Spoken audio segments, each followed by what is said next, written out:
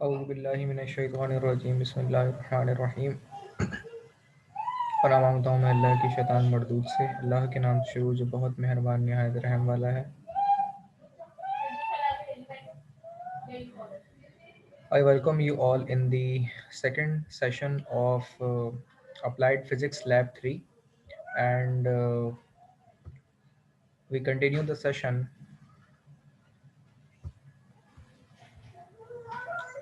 Some of the students are in waiting, so we have to include them in our session and continue by this manual of page 2. If anyone have any kind of query, please feel free to discuss. I will answer your query and resolve your problem. कोई difficulty किसी को यहाँ तक है तो पूछ लीजिए। Session record हो रहा है, ये आज का दूसरा सेशन है आप लोगों के साथ, और हम इसे शुरू करते हैं। कोई डिफ़िकल्टी किसी को नहीं है यहाँ तक? मेरी आवाज़ क्लियर आ रही है? मेरी स्क्रीन शेयर हो रही है? Yes sir. अच्छा जी, एक रिकॉल देके मैं कंटिन्यू करता हूँ। मैंने यहाँ पे बताया था कि यहाँ से फ्रीक्वेंसी मेरी लो होती है और फिर वो हाई होना शुरू होती हैं, तो फ्रीक्वेंसी तो ऑनवर्ड्स बढ़ ही रही है। तो फ्रीक्वेंसी बढ़ने के नतीजे में मेरी एम्पलीट्यूड वोल्टेज का बढ़ रहा है। इसका मतलब ये है कि ये इंडक्टिव रिएक्टेंस है जो कि बढ़ रही है फ्रीक्वेंसी बढ़ने के नतीजे में, और फ्रीक्वेंसी बढ़ने के नतीजे में मेरा एम्पलीट्यूड कम हो रहा है। इसका मतलब कैपेसिटिव रिएक्टेंस मेरी कम हो रही है। तो इससे मुझे ये अंदाज़ा हो रहा है कि फ्रीक्वेंसी बढ़ने के नतीजे में ये हिस्सा बढ़ता है और बाकी जो हाफ पार्ट है वो मेरा डिक्रीज़ होता है। तो मैंने इस कर्व से ये सीखा। अब फर्दर मोर मेरी परफॉर्मेंस वीडियो आप लोगों ने होपफुली देख ली होगी, उसमें भी मैंने फर्दर चीज़ें गाइड की हुई हैं। तो मैं पेज 3 के ऊपर अब चल रहा हूँ और इसे एक्सप्लेन करूँगा। यहाँ तक कोई डिफ़िकल्टी तो नहीं है? आगे चल रहे हैं हम। हमने यहाँ पर अपने साइन सिग्नल को प्रोवाइड किया जो कि मेरी साइन वेव का सिग्नल था ऑल्टरनेटिंग करंट का। इसकी इनिशियल फ्रिक्वेंसी 2 किलो हर्ट्ज से हम शुरू करेंगे और 12 किलो हर्ट्ज तक लेके जाएंगे। और चैनल 1 यहाँ पे लिखा हुआ है, तो हम यहाँ पे ओसिलोस्कोप लगाते हैं और ओसिलोस्कोप मेरी एक time domain device output device होती है। Time domain output device oscilloscope, जिसके ऊपर मैं अपने सिग्नल की फिजिकल अपीयरेंस रिप्रेजेंटेशन को देख पाता हूँ। कंपोनेंट जो इस सर्किट में यहाँ पे आपको नज़र आ रहे हैं, मेरी सप्लाई फ्रीक्वेंसी जो कि फंक्शन जनरेटर यहाँ पे मैं कनेक्ट करूँगा और फंक्शन जनरेटर से मुझे अपना एसी सिग्नल यहाँ से हासिल होगा और मैं उसे यहाँ पे 2 किलोहर्ट्ज़ से वेरी करूँगा 12 किलोहर्ट्ज़ के दरमियान, यानी फ्रीक्वेंसी लोअर से हायर के ऊपर इस तरह से लेके जाऊँगा और इसके नतीजे में मेरी इंडक्टर, कैपेसिटर और रेजिस्टेंस के अक्रॉस सर्किट कंप्लीट होने के बाद मैं मुख्तलिफ तरह की ऑब्जर्वेशन हासिल करूँगा। तो मुझे आउटपुट वोल्टेज मिल रहे होंगे इन ऑब्जर्वेशन फ्रीक्वेंसी इन किलोहर्ट्ज़ के नतीजे में। ओके, तो यहाँ आप देखें जो मेरी फ्रीक्वेंसी, इसको ऑब्जर्व करना है। ठीक है, रीडिंग प्रोवाइड मैंने कर दी है, लेकिन इसे ऑब्जर्व करना है और वो देखें 245.6 और दीगर फ्रिक्वेंसीज हैं जो मैं यहाँ से प्रोवाइड कर रहा हूँ। आई थिंक ये किलो हर्ट्ज़ में नहीं होंगी क्योंकि 245 किलो तो बहुत ज़्यादा बन जाएगी, तो ये किलो हर्ट्ज़ नहीं है, ये हर्ट्ज़ है। ठीक है, 245.6। अच्छा, ये तो हमने यही क्यों ली, कोई दूसरी क्यों नहीं ले रहे? उसकी वजह मैं बताऊँ आपको। वो इसलिए नहीं ले रहे क्योंकि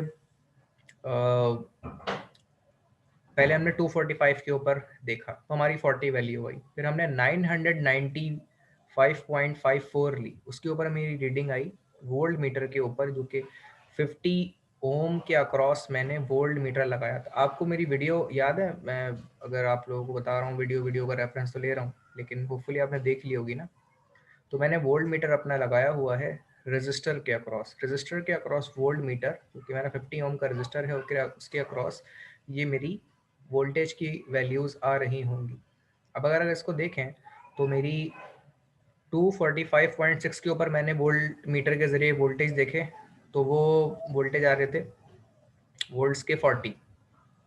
फिर मैंने और मज़ीद फ्रीक्वेंसी बढ़ाना शुरू करी 245 से मैं लेके गया हूँ 995 तक, तो जाके मेरे वोल्टेज चेंज हुए हैं 40.4। इसका मतलब 200 की रेंज से मैं तब्दील हुआ तो 300, 400, 500, 600, 700, 800, 900 जब एंड हो रहा था, तो उसके ऊपर आके मैंने ऑब्जर्व किया कि यहाँ पे एम्पलीट्यूड मेरा तब जाके चेंज हुआ। तो इसका मतलब मैंने फ्रीक्वेंसी की ऑब्जर्वेशन ली कि इस इनिशियल फ्रीक्वेंसी पे मेरा कोई रीडिंग ख़ास नहीं आ रही, लेकिन तकरीबन 1000 किलो की तरफ जब मैं जाता हूँ, यानी 1 किलो हर्ट्ज की तरफ, तब जाके मेरी रीडिंग थोड़ी स्लाइड चेंज होती है। ठीक है जी, यहाँ तक मेरी डिस्कशन फिलहाल एंड होती है। तो अब्दुल रहमान साहब कुछ हैंड रेस कर रहे हैं, पूछें।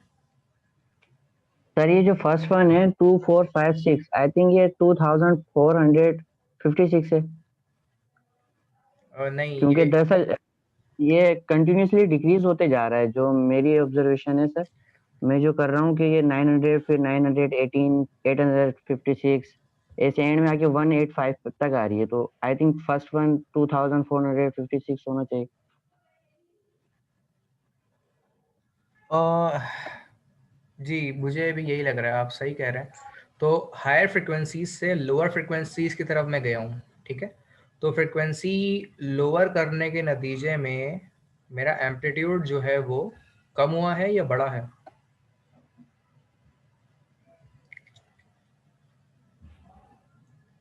अगर हम सर डिक्रीज की तरफ जा रहे हैं तो हमारा एम्पलीट्यूड इंक्रीज हो रहा है सर। इंक्रीज हो रहा है, तो इसका मतलब फ्रिक्वेंसी का इस रीडिंग के साथ इनवर्स रिलेशन है। ठीक है, फ्रिक्वेंसी कम हो रही है तो एम्पलीट्यूड बढ़ रहा है। Yes sir. तो ये मेरा कैपेसिटिव इफेक्ट हुआ। ठीक है, ये मेरा कैपेसिटिव इफेक्ट हुआ, यानी कि कैपेसिटर फ्रिक्वेंसी कम होने के नतीजे में जो वोल्टेज कैपेसिटर के इफेक्ट की वजह से ज़्यादा वोल्टेज आ रहे हैं, वो इसलिए आ रहे हैं क्योंकि ये कैपेसिटिव इफेक्ट के नतीजे में लोअर फ्रिक्वेंसीज के ऊपर स्लाइटली एम्पलीट्यूड बढ़ता है। ठीक है, तो इस सर्किट में दो हिस्से हैं। एक कैपेसिटिव इफेक्ट की रीडिंग के ऊपर हम ऑब्जर्वेशन लेंगे, और एक इंडक्टिव इफेक्ट के नतीजे में रीडिंग का हम लेंगे। अच्छा, मैं ये बात कैसे कह रहा हूँ कि कैपेसिटिव इफेक्ट में लेंगे, इंडक्टिव इफेक्ट में लेंगे? असल में हमने करा ये, जैसे ऑब्जर्वेशन एक वो इन्होंने भी देखी कि फ्रीक्वेंसीज मेरी ये 2000 और 9000 वगैरह थी, फिर हम इसको कम करते हुए चले। ठीक है, ये फ्रीक्वेंसीज थी, इसको मैं कम करता हुआ चला हूँ। अगर आप नीचे देखें 185.4 हर्ट्ज के ऊपर मैं लेकर इसे आ गया हूँ, तो मैं 2000 से कम करते हुए चला हूँ, तो उसके मुकाबले में मेरा एम्पलीट्यूड जो है वो बढ़ रहा है। तो इसका मतलब ये कैपेसिटिव इफेक्ट है, जिसकी वजह से फ्रीक्वेंसी तो मैं कम कर रहा हूँ लेकिन मेरा एम्पलीट्यूड बढ़ रहा है।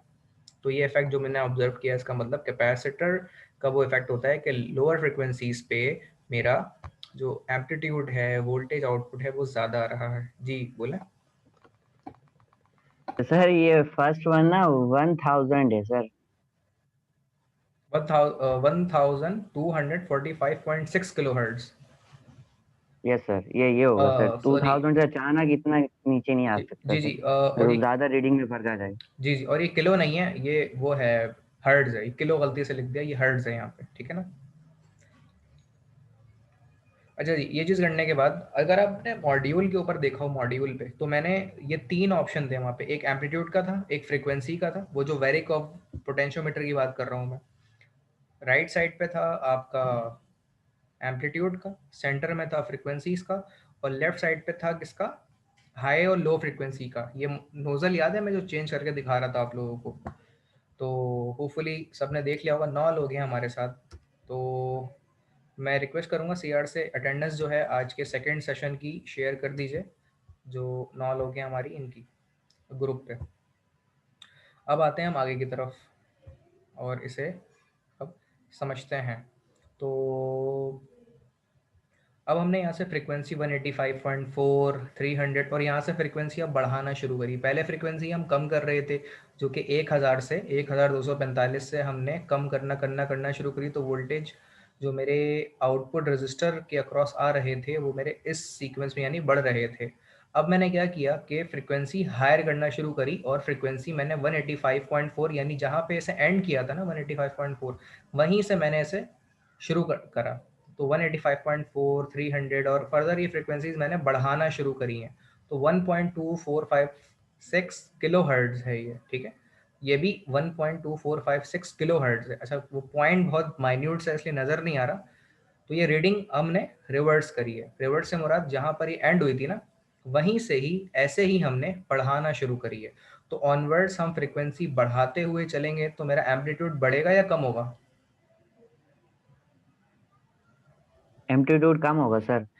एम्पलीट्यूड मेरा कम होगा, क्योंकि फ्रीक्वेंसी बढ़ाने के नतीजे में अगर एम्पलीट्यूड कम हो रहा हो तो हम ये कहेंगे कि ये हमारा एक रिलेशन है फ्रीक्वेंसी बढ़ाने का नतीजे में, ये मेरा ये कैपेसिटिव इफेक्ट है और ये इंडक्टिव इफेक्ट है, सॉरी बिल्कुल।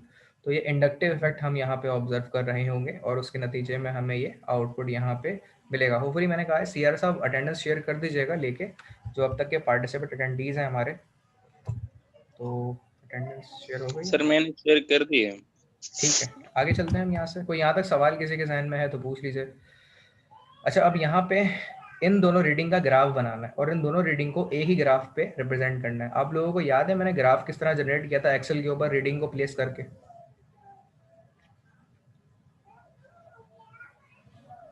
सबको याद है? मैंने एक सेशन लिया था ग्राफ रिप्रेजेंटेशन के हवाले से। बिल्कुल सर। किसी को डिफिकल्टी है ग्राफ बनाने में तो बता दें। एक और मैं इसका ग्राफ शो कर रहा हूँ जो आप लोगों को इसमें बनाना होगा। मैं उसकी तस्वीर अभी शेयर कर देता हूँ आप लोगों से। थोड़ी वर्टिकल हॉरिजॉन्टल का इशू है।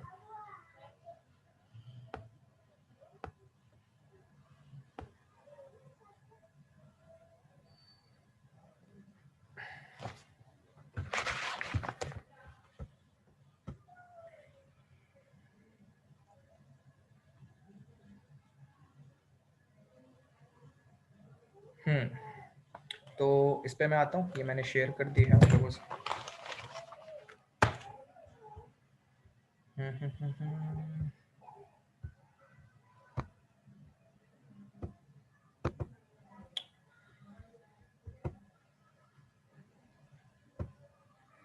चल भाई स्लो हो गया। तो ये है जनाब वो ग्राफ के आप फ्रिक्वेंसी जो कि आपका 40 से लेके 50 तक का एम्पलीट्यूड है, ठीक है। 40 से 50 की तरफ आप रीडिंग्स को यहाँ से वो जो आपने ली थी ना 1.25 किलो और ऑनवर्ड्स आगे बढ़ाते जा रहे हैं। सॉरी रीडिंग क्या थी वो याद है? 185 से 185 से आप आगे रीडिंग बढ़ाते जा रहे हैं। तो हाफ पोर्शन का एक ग्राफ है, ठीक है, ये वाला। और फिर आपकी एम्पलीट्यूड यहाँ से कम हो रहा है तो आधे पोर्शन का ये ग्राफ है हायर फ्रीक्वेंसीज के नतीजे में, ठीक है। तो इन दोनों को मिलाकर ग्राफ बनेगा, समझ रहे हैं ये जो मैं बता रहा हूँ आप लोगों को। फिर उसके बाद आप यहाँ पे एक्सेस लिखेंगे, on x axis 1 small box equal to 1 unit. वो इस तरह करते थे ना, ये ग्राफ जिस तरह बनाते हैं आप लोग मैट्रिक इंटर के अंदर, वो जो एक्सेस ऑफ दी स्केल लेते हैं और एक्सेस एक्स एक्सिस की लेबलिंग, वाई एक्सिस की लेबलिंग, वाई एक्सिस के ऊपर आपका वोल्टेज एम्पलीट्यूड है और एक्स एक्सिस पे आपका फ्रीक्वेंसी एम्पलीट्यूड है। तो उसके बिहाफ पे आप इसे ड्रॉ करेंगे। यहाँ ये समझ आ गया ग्राफ की रिक्वायरमेंट क्या है और ग्राफ को ड्रॉ किस तरह करना है? जी जनाब। Yes sir. मैंने जो ग्राफ आपको दिखाया है वो इस रीडिंग का ग्राफ है, ठीक है। उस 185 से ऑनवर्ड्स फ्रीक्वेंसी बढ़ रही है, उसके मुताबिक ये रीडिंग है। तो आधा पोर्शन का ग्राफ इस तरह से है और आधे पोर्शन का ग्राफ इस तरह, और दोनों को मिलाकर फिर एक ग्राफ बनेगा, समझ रहे हैं? तो ये ग्राफ है जो आप एक्सेल से भी बना सकते हैं और हैंड मेड भी बना सकते हैं। अब इस ग्राफ की रीडिंग्स को अगर आप देखें तो इनमें एफ आर, आपको रेजोनेंस फ्रीक्वेंसी कहाँ मिल रही है हमें ये ऑब्जर्व करना है फ्रॉम द ग्राफ। अगर हम देखें ग्राफ को तो रेजोनेंस फ्रीक्वेंसी एफ आर हमें 300.9 हर्ट्ज पे मिल रही है। 300.9 हर्ट्ज पे फ्रीक्वेंसी पे मुझे रेजोनेंस फ्रीक्वेंसी मिल रही है। इंडक्टेंस जो मैंने निकाली है वो 500 हेनरी है। इंडक्टेंस जो मैंने हासिल की है वो 500 हेनरी, ये वो गिवन है डेटा में ना, 500 हेनरी का इंडक्टेंस जो यूज़ किया हमने यहाँ पे। ग्राफ जो हमारा F1 का है वो 362.8 F1 के लिए है। अच्छा किलो नहीं है, ये हर्ट्ज है। और उसके बाद 185.4 ये किलो नहीं, ये भी हर्ट्ज है। तो उसके मुताबिक हमने ये ड्रॉ किया है। यार ये सारे एक दफ़ा क्यों नहीं आते हैं? हर एक को हर थोड़ी देर में जाके मैं इन करूं। तो इस तरीके से हमने यहाँ पे ये वैल्यूज रिप्रेजेंट किए हैं। जी अब्दुलरहमान साहब आप कुछ पूछ रहे हैं? सर ये जो फ्रीक्वेंसी रेजोनेंस से निकालने का आपने फॉर्मूला बताया था कि F2 माइनस F1 है, तो हमने ये दो कौन सी उनको मतलब फ्रीक्वेंसीज को वो किया है, तो फिर जाके हमारा ये 300.9 हर्ट्ज आ रहा है। ठीक है जी, ये बहुत आसान सवाल है। इसका जवाब ये है, मैंने आपको शुरू में बताया था कि हम अपने ग्राफ की 70% की पीक वैल्यू को लेके हासिल करते हैं, और वो हमें इस तरह से मिली है इस लेवल के ऊपर, जो कि ये कुछ 300 4 5, ये थोड़ा क्लियर नहीं है, लेकिन इस तरह से मिलेगा। जब आप उसको रीडिंग से ड्रॉ करेंगे तो आपको मिलेगी वो। तो 70% पीक वैल्यू के ये बन रही, वो ये बन सकती है इस पूरे कर्व का, जैसे 70 10 है, 10 का 70% क्या बनेगा उसमें 10, क्योंकि 40 से 50 की तरफ गई है ना, तो 10 के अंदर से अगर आप ब्रेक करेंगे तो वो रीडिंग बनती है 47 पे। तो 47 कुछ यहाँ आएगा, तो ये थोड़ा शायद गलत ऊपर ले लिया इसने, तो यहाँ या ये वाला पॉइंट बनेगा। समझ रहे हैं? ये शुरू में मैंने बताया था ना, मैं रीडिंग दिखा देता हूँ दोबारा से। कहाँ चली गई, कहाँ चली गई? नहीं,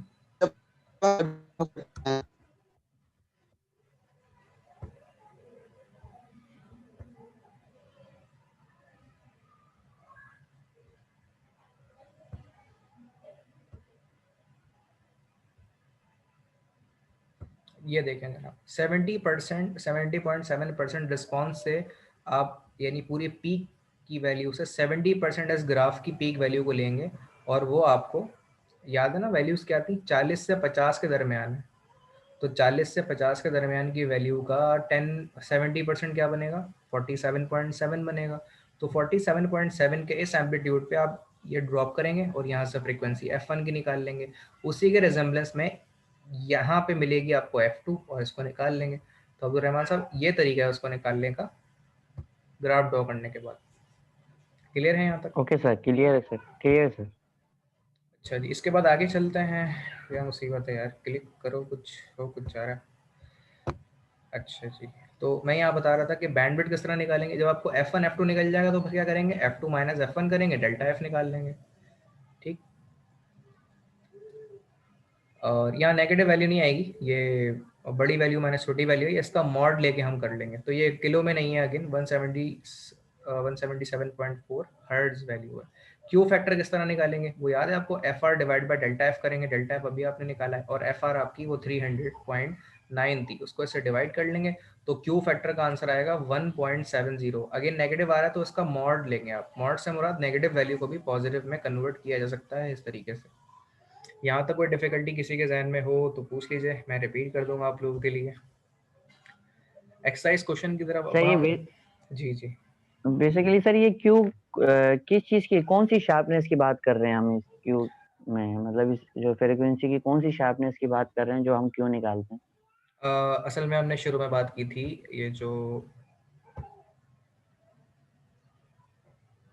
ये magnification factor of resonant circuit है, यानी ये वो शार्पनेस रेजोनेंस कर्व की आपको इससे हासिल होती है, जिससे आप ये अंदाज़ा लगाते हैं कि कितनी ज़्यादा मैग्निफिकेशन है इसमें, यानी कितनी परफेक्ट वैल्यू है। और वो वैल्यू आपको 1 से ग्रेटर मिलती है अमूमन। जितनी ज़्यादा 1 से ग्रेटर है, इसका मतलब ये है कि आपकी जो रेजोनेंस की वैल्यू आपको मिली है वो प्योरीफाइड लेवल की है, प्योरीफाइड वैल्यू है। ठीक है, तो ये शार्पनेस फैक्टर कहलाता है।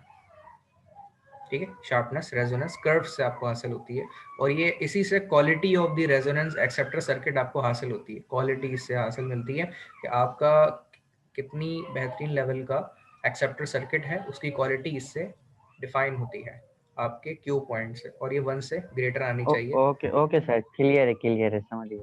अच्छा, यहाँ से हम क्वेश्चन आंसर सेशन डिस्कस कर रहे थे। हम तकरीबन लैब के एंड फेज पे आ गए, क्वेश्चन आंसर सेशन के ऊपर है। तो यहाँ तक कोई डिफिकल्टी किसी के जहन में है तो पूछ लीजिए, वरना हम क्वेश्चन आंसर सेशन को यहाँ से कंटिन्यू करते हैं। When does resonance occur in RLC circuit? Resonance RLC circuit में अकर कब होती है, इसका सिंपल सा जवाब हमने शुरू में डिस्कस किया था। आपकी आवाज़ कट रही है, थोड़ा दोबारा रिपीट कर दें, क्या कह रहे थे आप?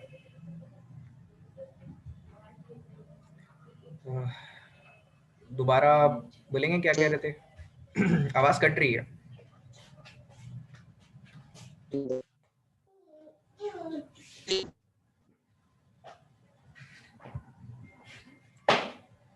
मैं नहीं सुन पा रहा भाई आपको।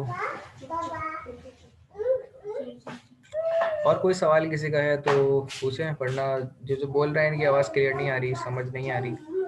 क्वेश्चन नंबर 1 है जी, what does resonance occur in RLC circuit. तो रेजोनेंस अकर कैसे होती है आरएलसी सर्किट के अंदर, तो हमने ये डिस्कस किया था अभी स्टार्टिंग में कि जब इंडक्टिव रिएक्टेंस और कैपेसिटिव रिएक्टेंस के इफेक्ट एक दूसरे को बराबर कर दें, जिसको हम कहते हैं एक दूसरे के इफेक्ट को कैंसल आउट कर दें, तो उस लेवल पे जो हमारी फ्रीक्वेंसी आती है उसका नाम रेजोनेंस फ्रीक्वेंसी है। ठीक है, तो उस वक्त हमें रेजोनेंस अकर होता है कि जब हमारा इंडक्टिव इफेक्ट और कैपेसिटिव इफेक्ट एक दूसरे को कैंसिल कर दे, तो उस वक्त हमें ये पॉइंट अकर होता है, जिसका नाम रेजोनेंस कहलाता है। यहाँ तक कोई सवाल किसी के जहन में है तो पूछ लीजिए, नहीं तो हम आगे चलते हैं।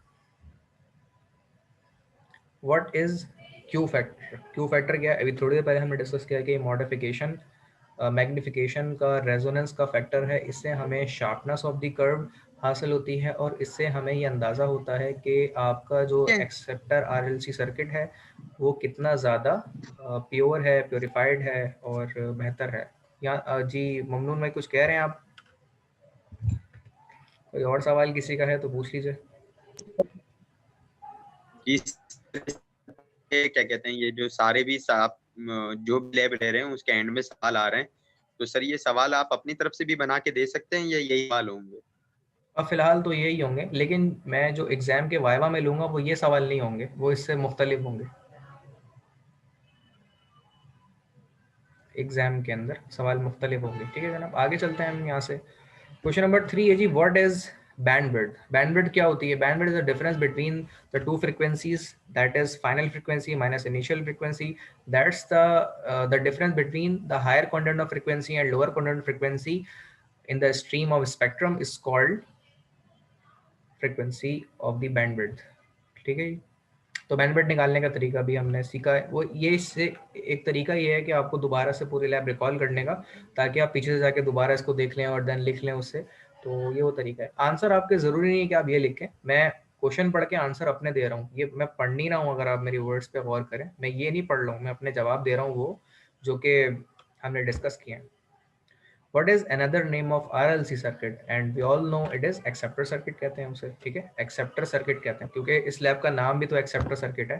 तो यहाँ तक हमारी लैब 3 एंड होती है। कोई डिफिकल्टी अगर किसी के एंड पर हो तो काइंडली मुझसे पूछ लीजिए, मैं गाइड कर दूंगा आपको। कोई भी डिफिकल्टी अगर आज के लैब के हवाले से। नो सर, क्लियर है। ये लैब हमने अपने 2 सेशन पर डिपेंड करते हुए लैब 3 पार्ट ए और पार्ट बी पे एंड करी है। जी बोले।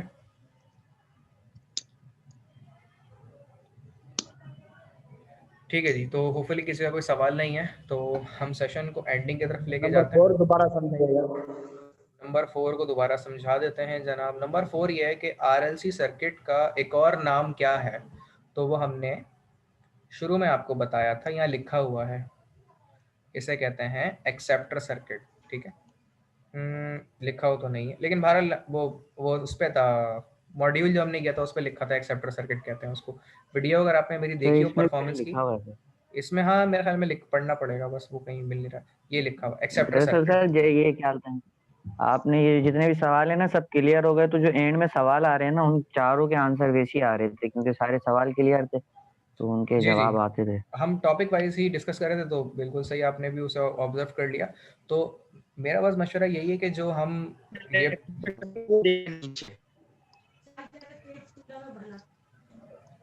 अच्छा जी, आप लोगों के एंड पे ना कनेक्शन का बहुत सारे लोगों के साथ मसला है, तो कनेक्शन अपने एंड पे थोड़ा बेहतर रखें। अब कुछ चीज़ें हमारे बस में भी नहीं होती, कुछ चीज़ें हमारे बस में होती हैं, तो बहुत सारे लोग सवाल पूछ रहे हैं ना, वो आवाज़ क्लियर नहीं है।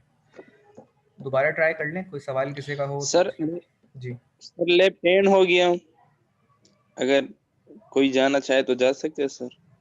जी, लैब का सेशन यहाँ पे एंड हो गया, मैं बस एंड कर रहा हूँ, आप जा सकते हैं। मैं ये कह रहा था आवाज आ रही ठीक है है सर, थैंक यू। नहीं, अभी भी आपकी आवाज़ नहीं आ रही जनाब। आप सर सही आवाज आ रही है मेरे पास, लेकिन मेरी आवाज आपके पास सही नहीं आ रही सर। हाँ जी, ये मसला है थोड़ी आपके एंड के, लेकिन आप बोल दें, अगर वो क्लियर हुआ तो मैं बता दूंगा। बोलें। नहीं वो जो आप एक्सेप्टर सर्किट ढूंढ रहे थे वो नेम दिख गया था, वो एंड में डेफिनेशन के लिखा हुआ था इसको एक्सेप्टर। जी जी, वो वहाँ लिखा हुआ था, बाकी मैंने इमेज में भी दिखा दिया, एक्सेप्टर सर्किट उसमें बना हुआ भी था। मैं स्टार्टिंग में जब उसको दिखा रहा था, बना रहा था, तो वहाँ ये लिखा हुआ था, एक्सेप्टर सर्किट भी कहते हैं इसको। वो बस वहाँ पे पूछा है दोबारा से। तो इन क्वेश्चन के आंसर अपने वर्डिंग में लिख लीजिएगा। इन वीडियोस को अगेन एंड अगेन, परफॉर्मेंस की वीडियोस को देख लीजिएगा, क्योंकि इससे रिलेटेड लैब एग्जाम होगा। इसमें जो परफॉर्मेंस मैंने सिखाई है उससे रिलेटेड आपका लैब एग्जाम होगा, और आपको परफॉर्मेंस आनी चाहिए उससे रिलेटेड। और उनको आने के लिए ज़रूरी है कि इन वीडियोस को बार बार देख लें, अच्छी तरह समझ लें, कोई सवाल है तो पूछ लें, और इस तरह आपकी एक अच्छी तैयारी हो जाएगी। हमारी कोशिश यही है कि सेकंड वेव में जिस हद तक हो सके परफॉर्मेंस करवा लें, और अगर परफॉर्मेंस का टाइम ना मिल सका तो लैब एग्ज़ाम करवा लें, और उसमें परफॉर्मेंस जो मैंने सिखाई है उसी का एग्ज़ाम लेके आपको उसका एग्ज़ाम में ले लूँ आपसे। तो इसकी अच्छी तरह तैयारी कर लीजिएगा, जितनी चीज़ें मैंने आपको सिखाई हैं उससे रिलेटेड। ठीक है जनाब, तो और कोई डिफ़िकल्टी तो नहीं है किसी को? हम सेशन को यहाँ पे एंड कर लें। अब्दुलरहमान साहब पूछ लें। यस सर, क्या बोलते हैं, आउट ऑफ मतलब इस टॉपिक से रिलेटेड सवाल नहीं है, लेकिन सर अगर आप कहें तो पूछें, आप रिकॉर्डिंग ऑफ कर लें। रिकॉर्डिंग ऑफ कर लेते हैं।